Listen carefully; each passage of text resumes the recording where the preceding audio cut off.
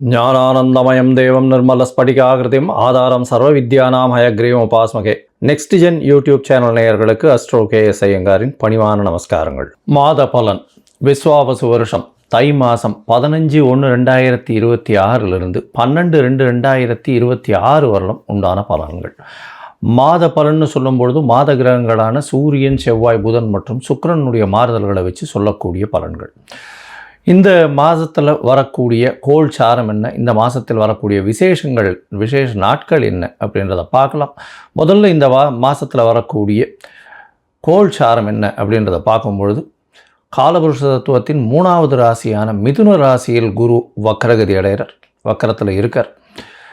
சிம்மத்தில் கேது, அது தவிர பார்த்தீங்கன்னா அதாவது துலாத்தில் தனுசுல சுக்கிர பகவான், மகரத்தில் 3 கிரகம் செவ்வாய், சூரியன் மற்றும் புதன், கும்பத்தில் சனி, ராகு. இந்த மாதத்தினுடைய ஆரம்பத்தில் இருக்கக்கூடிய கிரக நிலை இது. அதற்கு பிறகு மாறுதல்கள்னு பார்க்கும்பொழுது 15/1/2026 அன்றைக்கே சுக்கிரன் 10ஆம் இடமான மகரத்துக்கு போகிறார். அதாவது காலபுருஷ தத்துவத்தின் 10ஆம் இடமான மகரத்துக்கு போகிறார். அதற்கு பிறகு பார்த்தீங்கன்னா மகரத்தில் இருக்கக்கூடிய புதன் கும்பத்துக்கு 29/1/2026 அன்றைக்கி போகிறார். மறுபடியும் சுக்கிரன் மகரத்திலிருந்து கும்பத்துக்கு போகிறார். கும்பத்தில் பார்த்தோம்னா 4 கிரகங்கள் ஆறுது. எப்போ அப்படின்னா, அதாவது 7/2/2026 அன்றைக்கி சுக்கிரனும் கும்பத்துக்கு போயிடுறார். சனி, சுக்கிரன், ராகு மற்றும் புதன் 4 கிரகங்கள் 7/2/2026 இருக்குது. இந்த மாதத்தில் ஒரு பெரிய விசேஷம் என்னென்னா, சூரியன், செவ்வாய் இந்த 2 கிரகங்களும் மகரத்திலே ஃபுல்லாக இருக்கார் இந்த காலகட்டத்தில். இந்த மாதத்தில் வரக்கூடிய விசேஷ நாட்கள் அப்படின்னு பார்க்கும்பொழுது 15/1/2026 அன்னைக்கு உங்களுக்கு பொங்கல் பண்டிகை, அதாவது உத்தராயண புண்ணிய காலம், அதாவது உத்தராயணம் தட்சிணாயணம்னு 2 பாதியாக வருஷத்தை பிரிச்சிருக்கா. அதில் உத்தராயணம்ன்றது தேவர்கள் விழித்து கொள்ளும் நாள்னு சொல்லக்கூடியது. எல்லா விதமான சுப காரியங்களும் செய்யக்கூடிய காலகட்டமாக இந்த மாதம் அமையிறது. உத்தராயணம் தை பிறந்தால் வழி பிறக்கும்னு சொல்லக்கூடியது. உத்தராயணத்தில் எல்லா விதமான ஏற்றங்களும் இருக்கும். தை மாதம் முதல் நாள் பொங்கல் பண்டிகை, அதாவது உழவர்களுக்கு பெரிய திருநாளாக சொல்லக்கூடியது. அதாவது அவங்க சூரிய நமஸ்காரம் பண்ணக்கூடிய காலகட்டம். இந்த வாட்டி பார்த்தலையானால் துவாதசி அன்னைக்கு வருது. அதாவது தை பொங்கல் துவாதசி 15/1/2026 துவாதசி கேட்ட நட்சத்திரம் வேறு வருது. இந்த பொங்கல் வைக்கக்கூடிய சரியான நேரம் பார்த்தலையானால் 9:30 10:30 சுக்கிரஹோரை, சுபஹோரையான வியாழக்கிழமையில் வரக்கூடிய சுபஹோரை. இது 9:30 10:30 மணி வருது. இது ஒரு நல்ல நேரமாக சொல்லக்கூடியது. குளிகை நேரமாக இருந்தாலும் இது ஒரு நல்ல நேரம். குளிகை நேரம் நல்ல சம்பவங்கள் நடக்குமே ஆயின் அது மறுபடியும் வரக்கூடிய வாய்ப்புகள் மிகவும் அதிகம். அதனால் பொங்கல் பானை வைக்கக்கூடிய நல்ல நேரம்னு சொல்லக்கூடியது காலை 9:30 10:30 மணிக்குள்ளே வைக்கிறது ரொம்பவுமே சிறந்தது. இந்த காலகட்டத்தில் உங்கள் எல்லாருக்கும் என்னுடைய பொங்கல் நல்வாழ்த்துக்களை சொல்கிறேன். நல்லபடியாக இருங்கோ.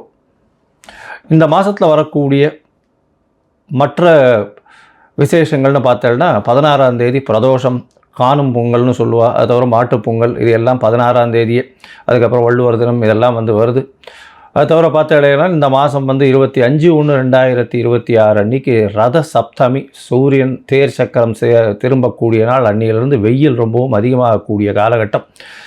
அதாவது சூரியன் இவ்வளவு நாளாக அதாவது தெற்கிலிருந்து வடக்கிலிருந்து வடகிழக்குக்கு மாறுறார் அவர். இந்த காலகட்டம் கிழக்கு பக்கமாக போகக்கூடியதுனால இந்த காலகட்டத்தில் பார்த்தாலேயானால் வெயில் ஏறக்கூடிய காலகட்டமாக இருக்கும்.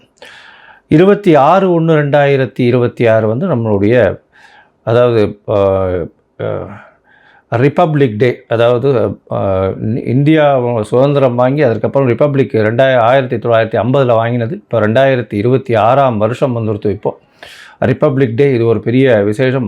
அதாவது அரசாங்கம் அப்படின்னு சொல்லக்கூடியது, அதாவது ஆல் ஓவர் இந்தியா ஒரே ஒரு ஒருமைப்பாட்டின் கீழே இருக்கக்கூடிய ரிப்பப்ளிக் டே கொண்டாடக்கூடிய காலகட்டம். 26ஆம் தேதி அன்னைக்கு வாஸ்து, அதாவது இந்த 6ஆம் தேதி அன்னைக்கு வாஸ்து புருஷன் கண் விழிக்கும் நாள். அன்றைக்கி வந்து பார்த்தோம்னா கார்த்தால 9:52 11:22 வரலும் உண்டான நேரம் வந்து வாஸ்து கண் விழிக்கும் நாள். இந்த காலகட்டத்தில் புதுசாக மன பூஜை போடுறது, அஸ்திவாரம் தோன்றுறது, அதை தவிர டாக்குமெண்ட் சைன் பண்ணி கொடுக்கறது, இதெல்லாம் வந்து பண்ணுறதன் மூலியமாக எந்த ஒரு ப்ராஜெக்ட் நீங்கள் ஆரம்பிச்சிங்கனாலும் அது வெற்றிகரமாக முடியக்கூடிய காலகட்டமாக அமைய போகிறது. இந்த வாஸ்து கண் விழிக்கும் பொழுது 5 வகையாக பிரிக்கிறார். அதாவது பொதுவாகவே பார்த்தோம்னா இது ஒரு 1.5 மணி நேர காலகட்டம்.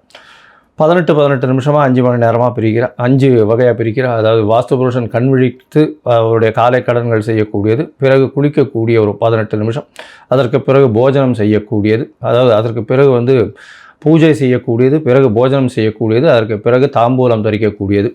இந்த கடைசி 18 36 நிமிஷம் அப்படின்னு சொல்லக்கூடிய, அதாவது 10:52 11:22 வரலும் செய்யக்கூடிய எந்த ஒரு விஷயமாக இருந்தாலும் நிச்சயமாக நிறைவேறும். அதாவது மனைக்கால் நடுறது, அதை அடிகோல் நடுறது, அதை தவிர வந்து உங்களுக்கு கிணறு வெட்டுறது, புதுசாக வந்து கான்ட்ராக்ட் கையெழுத்து போடுறது, கன்ஸ்ட்ரக்ஷன் பண்ணுறது, இது எல்லாமே நல்ல ஒரு ஏற்றத்தை கொடுத்து நல்லபடியாக முடியக்கூடிய காலகட்டமாக அமைய போகிறது.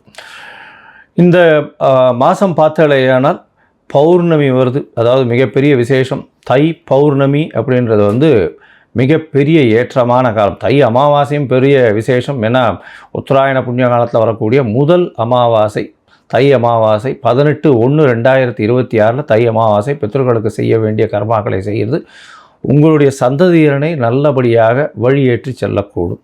அதனால் நல்ல ஒரு ஏற்றத்தை கொடுக்கக்கூடிய நாள். அதாவது அது வந்து அந்த திதியில் வந்து வேறு எந்த ஒரு விஷயங்களையும் செய்யாமல் பித்ருக்களுக்கு திதி கொடுக்கறது மட்டும்தான் செய்யணும். புதுசாக எதையும் ஆரம்பிக்கிறது அந்த மாதிரியான விஷயங்கள் பண்ணக்கூடாது. இது வந்து 18/1/2026 வருது. அதற்கு பிறகு பௌர்ணமி எண்ணிக்கை பார்த்தாலேயானால் பௌர்ணமி 1/2/2026 தை பௌர்ணமி பெரிய விசேஷமான நாள். தை பௌர்ணமி பார்த்தாலேயானால் வடலூர் அப்படின்னு சொல்லும்போது ராமலிங்க அடிகளார் வரும். அதாவது ராமலிங்க அடிகளாருடைய தினம். வடலூரில் வந்து பார்த்தாலேயானால் அந்த இது தைப்பூச திருநாள் வேறு அன்றைக்கி. முருகனுக்கு ரொம்ப விசேஷம். அதை தவிர வந்து ஏற்றிய வயிற்றில் எரியக்கூடிய நெருப்பை அணைக்கக்கூடிய, அதாவது சாப்பாடு போடணும் அப்படின்றத மிகவும் வலியுறுத்தி சொல்லக்கூடியவர். சொல்லி அது இன்னி வரலும் எரிஞ்சிட்ருக்கு அப்படின்னு சொல்லக்கூடியது பெரிய விசேஷம்.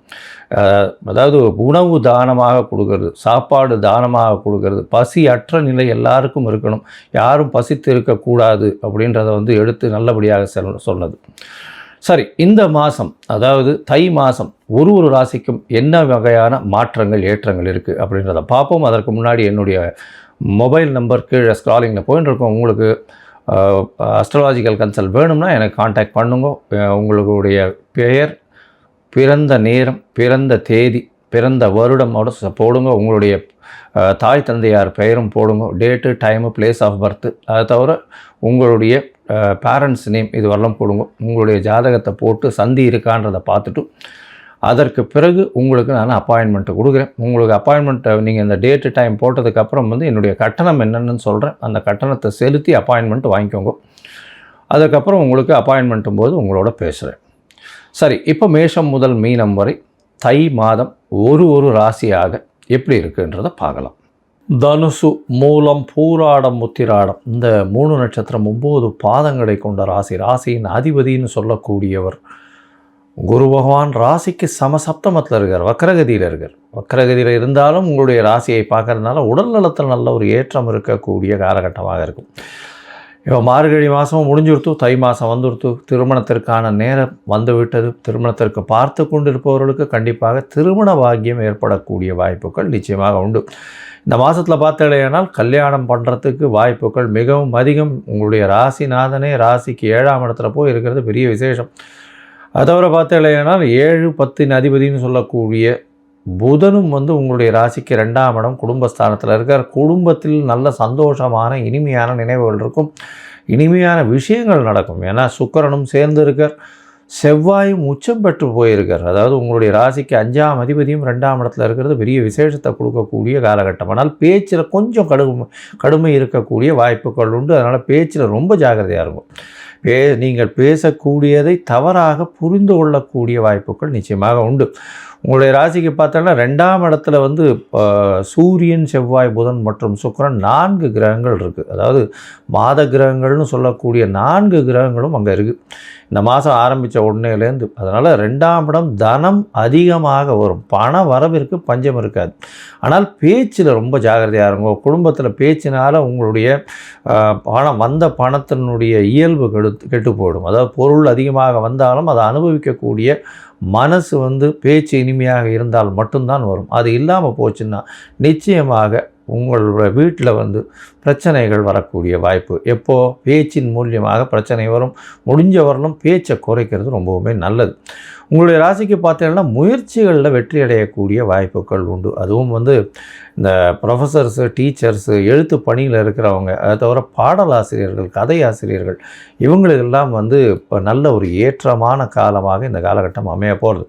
இந்த மாதத்தில் பார்த்தீங்கன்னா 15/1/2026 12/2/2026 வரலும் உண்டான காலகட்டத்தில் ராசிக்கு 2ஆம் இடம் வலுப்பெற்று போகிறது பெரிய விசேஷம். அதை தவிர பார்த்தீங்கன்னா 27/1/2026 அன்றைக்கி புதன் உங்களுடைய ராசிக்கு 3ஆம் இடத்துக்கு போகிறார். அதாவது சனியோடு சேர்ந்திருக்கார். அதை தவிர 7/2/2026 அன்றைக்கி சனியும், அதாவது சுக்கிரனும் அந்த இடத்துக்கு போகிறார். நல்ல ஒரு ஏற்றமான காலம். 4 கிரகங்கள் 3ஆம் இடத்துல இருக்குது. இதன் மூலியமாக பார்த்தீங்கன்னா எல்லா விஷயங்களிலும், அதாவது கலைத்துறையில் இருக்கிறவங்களுக்கெல்லாம் நல்ல ஒரு ஏற்றம் கிடைக்கக்கூடிய வாய்ப்புகள் நிச்சயமாக இருக்கும் இந்த தனுசு ராசிக்காரர்களுக்கு. அதை தவிர பார்த்தீங்கன்னா எழுத்து பணியில் இருக்கிறவங்க, கோல்டு ஸ்மித்து, அவங்களுக்கு நல்ல ஒரு ஏற்றம் இருக்கும். இந்த மாதத்தில் பார்த்தீங்கன்னா இந்த கோல்டு ஸ்மித்துக்கு வந்து நல்ல ஒரு ஏற்றம் இருக்கக்கூடிய வாய்ப்புகள். தங்க ஆபரணம் செய்கிறவங்க, அதை தவிர வந்து தங்க நகை வியாபாரிகள், இவங்களுக்கெல்லாம் வந்து ஒரு மாற்றங்கள் இருக்கும். அது தவிர இந்த மாதத்தில் வந்து பார்த்தீங்கன்னா இந்த ப்ரொஃபஸர்ஸு, டீச்சர்ஸு, அவங்களுக்கெல்லாம் வந்து ஒரு பெரிய ஏற்றம் கிடைக்கக்கூடிய காலகட்டமாக அமைய போகிறது.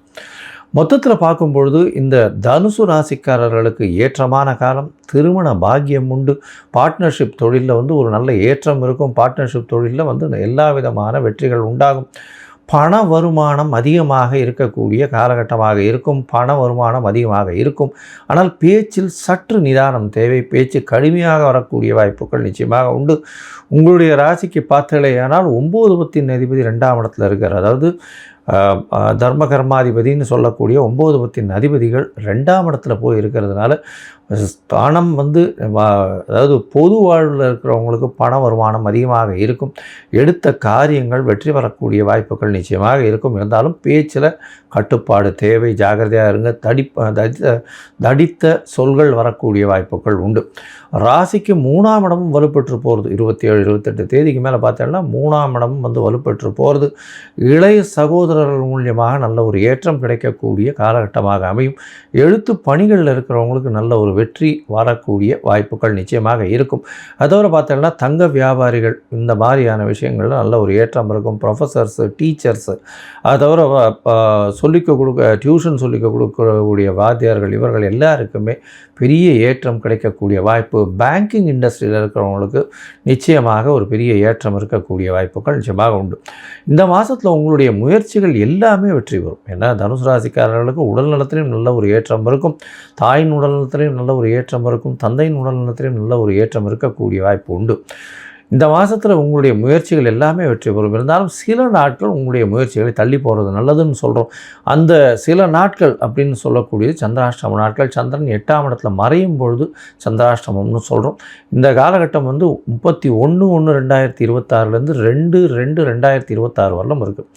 இந்த நாட்களில் வந்து புதிய முயற்சி வேண்டாம். வெளியூர் வெளிமாநில பிரயாணம் வேண்டாம். ஒருவேளை பண்ண வேண்டி இருந்ததே ஆனால் சந்திர பகவானுக்கு உண்டான எளிய பரிகாரம் பண்ணுங்க. அருகில் இருக்கக்கூடிய சிவன் கோவிலில் உங்களால் முடிஞ்ச நெல் தானமாக கொடுத்துட்டு போங்க. அது வந்து சந்திராஷ்டமத்தின் தாக்கத்தை நிச்சயமாக குறைக்கும்.